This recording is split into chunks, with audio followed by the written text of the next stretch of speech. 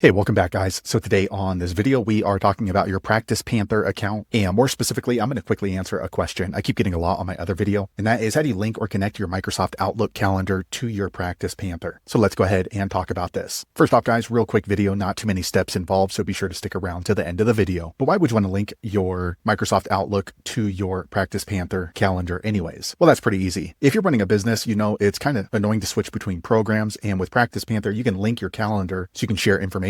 Whatever the case is, it's a pretty easy process. It's handled here in your PracticePanther dashboard. Check my video description. I'll try to leave the written instructions there as well. But I've already logged into my PracticePanther and this is the home screen. Now here on the home screen, if you want to link or connect your Microsoft Outlook calendar, here on the top right, you're going to click on your name. Once you do that, you're going to click on settings. All right, once you do that, you're going to see a menu here on the left and you want to scroll down until you see calendar, tasks, and contacts. All right, once you do that, look for the Office 365 Microsoft logo and click on activate sync. Okay, once you do that, Microsoft's going to open up the browser. So you want to enter in your email address that's associated with your Outlook calendar. Okay, next, Microsoft's going to warn you that your PracticePanther is requesting this information be shared. If you're okay with that, scroll to the bottom and then click on accept. Quick second later, the page refreshes. You should see this green pop up. Microsoft Sync was set up successfully. Here you can go ahead and change the permission. So there you have it, guys. If you're wondering how to link or connect your Microsoft Outlook calendar to your PracticePanther, that's the easiest way I know how to do it. If you know an easier way, be sure to leave a comment below. Let the rest of us know how you did it. Hopefully you found that video useful. If so, click thumbs up or maybe consider subscribing to my channel, and I hope to see you on the next video. Thanks again for watching.